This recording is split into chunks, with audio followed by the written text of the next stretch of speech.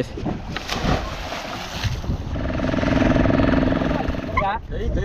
జై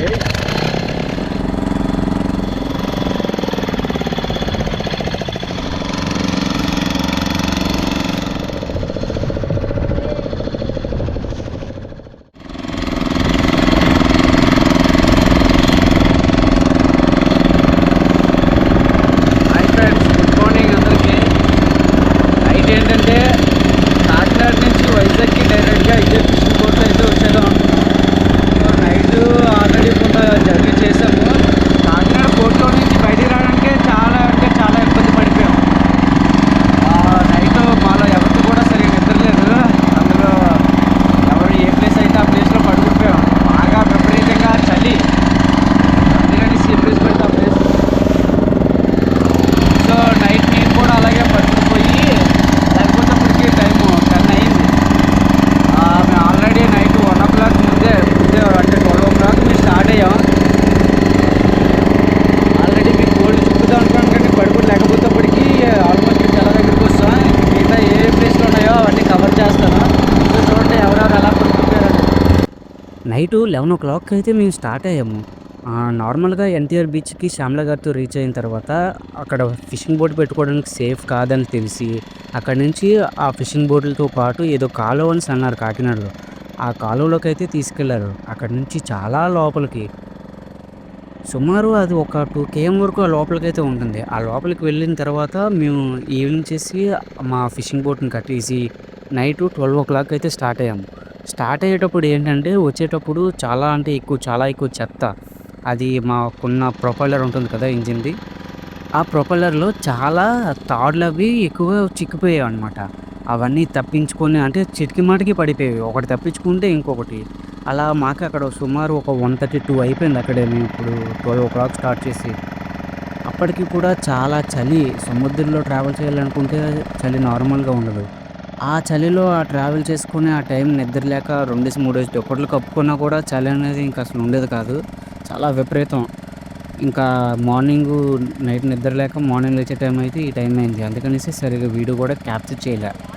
ఇంకా ఏంటంటే మేము సముద్రం నుంచి వైజాగ్ వెళ్తున్నాం కాబట్టి మాకు విండ్ డైరెక్షన్ అయితే ఆపోజిట్లో ఉంది. ఎంత ఆపోజిట్లో ఉన్నా కూడా సముద్రం అయితే చాలా ప్రశాంతంగా ఉంది కాబట్టి సో మేము సింపుల్గా స్లో అయినా, దానికి తోడు మా ఇంజిన్ కూడా కొంచెం పాత ఇంజిన్, అది ఎప్పుడు ఆగిపోద్దో తెలియదు. అందుకనేసి స్లోగా వెళ్తున్నాం. ఇంకా 11 o'clock అలా అయింది. అందరూ లేచి నైట్ తెచ్చుకున్న ఫ్రూట్స్, చిక్స్ అవన్నీ కూడా సిగ్గు లేకుండా చెప్పేస్తున్నామండి. బ్రష్ కూడా చేయలేదు. బ్రష్ చేయకుండా ఆ ఉప్పు నీళ్ళతోనే కడుక్కుంటే బెస్ట్ అనేసి ఆ ఉప్పు నీళ్ళతోనే నోరు కడుక్కొని ప్రశాంతంగా తిన్నాం. ఈ టైంలో మాకెక్కడ దొరుకుతాయండి బ్రష్లు? సముద్రంలో అమ్మునోడైతే దొరికితే బాగున్నాం. అందుకే దొరకలేదు. అది ఇంకా తప్పలేదు. ఆ ఒక్క పూటకే కాబట్టి ఇంక తినేసాం. చూసారా, ఆల్మోస్ట్ మేము వైజాగ్ దగ్గరలోకి వచ్చేసాం కాబట్టి, దగ్గరలో అంటే ఇంకప్పటికి మాకు ఒక 40 km అబవ్ ఉంది. మేము ఇప్పుడు వెళ్ళే జర్నీలో ఒక తాబేలు ఉన్నాయి. ఆ తాబేలు ఏం చేస్తున్నాయి అనేది కూడా ఒకటి చూసేయండి. అవి ఎన్ని తాబేలు ఉన్నాయో అవి ఏం చేస్తున్నాయో కూడా చూసి కామెంట్ పెట్టేయండి. చూసారా, కనిపిస్తున్నాయి కదా, అవే తాబేళ్ళు. అవి రెండు ఉన్నాయి.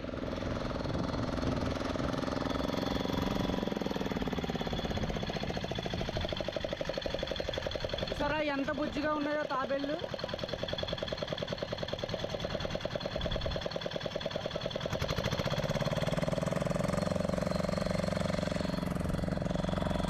ఇంకా ఇలాంటి వీడియోలు మా ఛానల్లో ఇంకా చాలా ఉన్నాయి, డోంట్ మిస్. ఇంకా సముద్రంలో వెళ్తున్నాం కదా కాకినాడ నుండి వైజాగ్కి, ఇంకా ఏమేమి ఉంటాయి అనేది మొత్తం ఈ వీడియోలో ఉంటాయి. మొత్తం ఏమి కూడా మిస్ అవ్వద్దు. కాకినాడ నుంచి వైజాగ్ వచ్చే వేలో ప్రజెంట్ అయితే ముత్యాలమ్మ పాలెం విలేజ్. సో ముత్యాలమ్మ పాలెం నుంచి వీడియో ఎవరు చూస్తున్నారో అందరూ కూడా లైక్ చేసుకోండి, కామెంట్ పెట్టండి. So don't miss. Muthyalamma Palem అయితే ఇలా ఉంటుంది చూడండి. ఒక సైడ్ నుండి రాక్స్, ఒక సైడ్ నుండి ఏమో చెరువు ఉంటుంది. ఆ చెరువులోనే వీళ్ళు తెప్పలన్నీ కూడా స్టోర్ చేసుకుంటారు, పెట్టుకుంటారు. సో ఎలాంటి సైక్లోన్స్ వచ్చినా కూడా నో ఇష్యూ, నో ప్రాబ్లం. ఆ చెరువే వీళ్ళకి సేఫ్. ఇక్కడ ఆల్రెడీ చాలామంది ఫిషర్మెన్స్ చేపల కోసం వెయిట్ చేస్తున్నారు. సముద్రం కూడా చాలా ప్రశాంతంగా ఉంది, చాలా బాగుంది. ఆల్రెడీ ఒక వలేసారు, వల అవుతున్నారు అక్కడ.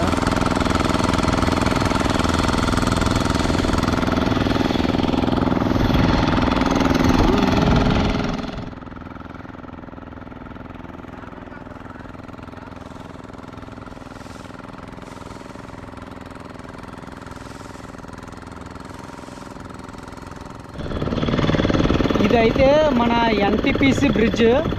చాలామంది చూసే ఉంటారు కదా, ఒడ్డు నుంచి చూస్తారు, సముద్రంలో నుంచి ఇప్పుడు చూడండి.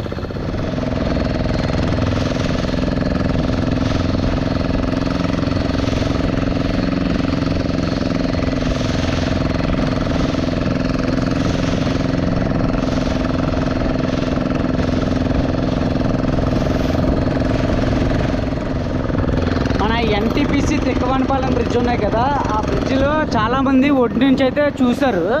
సో ఇది ఫస్ట్ టైం చూడండి, సముద్రంలో నుంచి ఒక నీటి క్యాప్చర్ చేసి అయితే మీకు నేను చూపిస్తున్నాను. ఈ బ్రిడ్జ్కి మీలో ఎంతమంది వచ్చారో కామెంట్ చేయండి. ఆ బ్రిడ్జ్ కోసం మీకు ఏమైనా తెలిస్తే అది కూడా మాతో కామెంట్లో చెప్పి మాకు కొన్ని విషయాలు తెలిసేలా కామెంట్ చేయండి. సో ఈ బ్రిడ్జ్ అయితే చాలా అంటే చాలా లాంగ్ ఉంది. దీన్ని ఎలా నిర్మించారనేది కూడా ఒక మిరాకిల్ అని చెప్పుకోవచ్చు. ఎందుకంటే సముద్రంలో బ్రిడ్జ్లు నిర్మించడం అనేది కొన్ని యానిమేషన్ వీడియోస్లో చూస్తాము, కానీ నిజానికి సముద్రంలో ఉన్న బ్రిడ్జ్ని సడన్గా చూసేసరికి మాత్రం మనకి అది పాసిబుల్ అవుతుందా లేదా అనేది కూడా ఒక డౌట్ అనేది ఉండిపోతుంది. సో నాకు కూడా ఆ డౌట్ అయితే ఉంది. ఒకవేళ మీకు కూడా ఉంటే కామెంట్ చేయండి. ఈ బ్రిడ్జ్ అయితే చాలా అంటే చాలా పెద్దగా ఉంది. నెక్స్ట్ ఈ బ్రిడ్జే కాదు, దాని వెనకాల ఇంకొక బ్రిడ్జ్ కూడా ఉంది. అది దీనికంటే కూడా ఇంకా లాంగ్ డిస్టెన్స్లో ఉంది. సో అది కూడా చూపిస్తాను. సో మిస్ అవ్వదు, అది కూడా don't miss. Okay,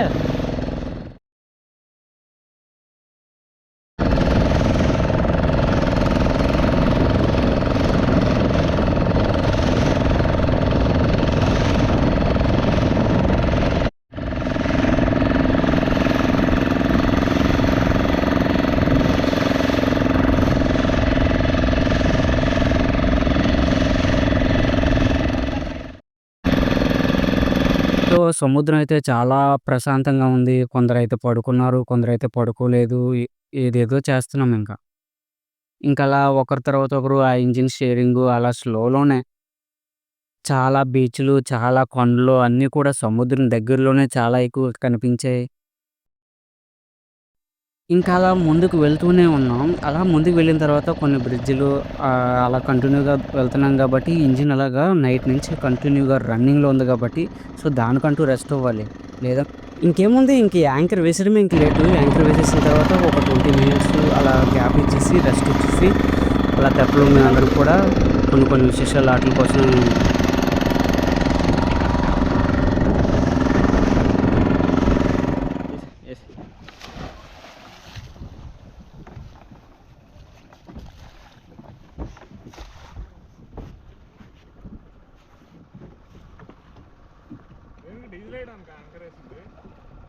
rest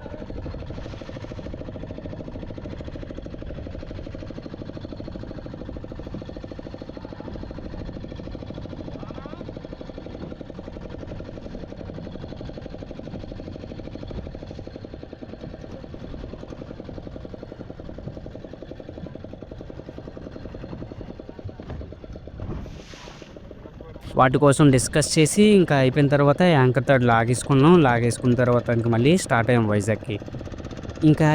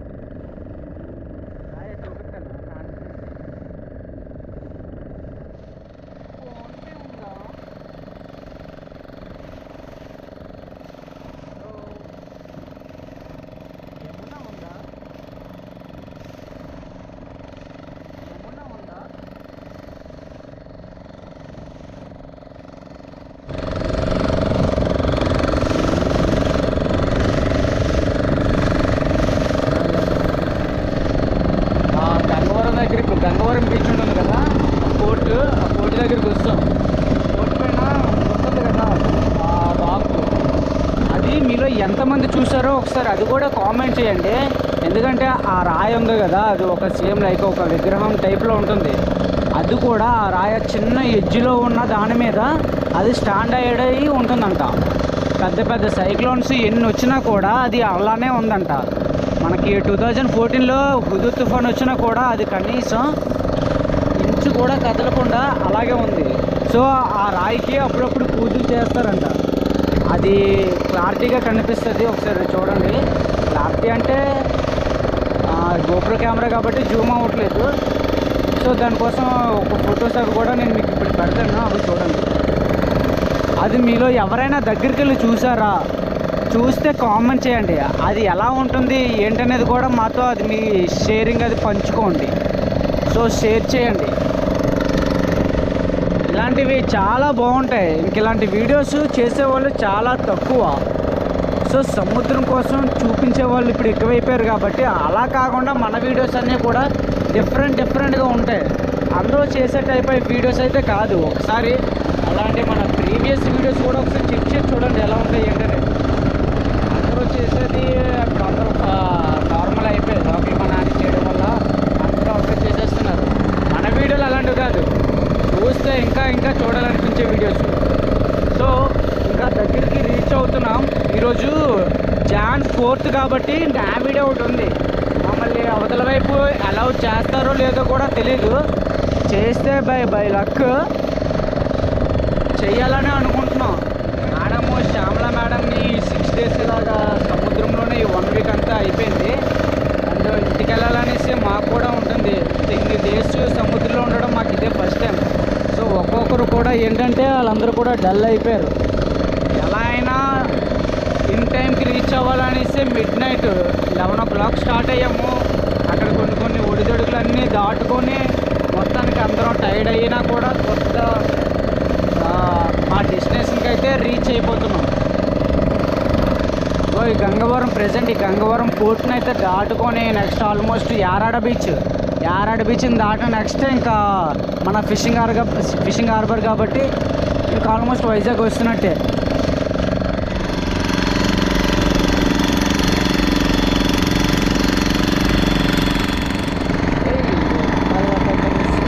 friends మేమైతే యారాడ బీచ్కి అయితే వచ్చేసాము. ఆల్మోస్ట్ రీచ్ అయిపోయాము, వైజాగ్ దగ్గరలో ఉన్నాం. యారాడ బీచ్, గంగవరం పోర్ట్ మొత్తం ఇవన్నీ దాటుకొని వైజాగ్ వచ్చేసిన తర్వాత జాన్ 4th ఉంది కాబట్టి నావిడే అది కండక్ట్ చేస్తున్నారు. సో మాకు అవతల వైపు వెళ్ళే టైంకి అవుతుందో లేదో కూడా తెలియదు, ఎందుకంటే ఆపేస్తారు. ఆల్మోస్ట్ ఇంకా 4 అయింది కాబట్టి ఆ టైంలోనే ఇంకా నావిడే స్టార్ట్ చేస్తారు కాబట్టి మాలో అదొక టెన్షన్ పెరిగింది. ఇంకా అలా ముందుకు వెళ్ళిపోయిన తర్వాత ఏంటంటే ఆల్మోస్ట్ అక్కడ మాకు దగ్గరలో నావీ షిప్ ఒకటి చిన్నది ఉంది. ఆ చిన్నది వెళ్తున్న కొద్ది మాకు వాళ్ళు ఎటువంటి ఇన్స్ట్రక్షన్స్ ఇవ్వలేదు.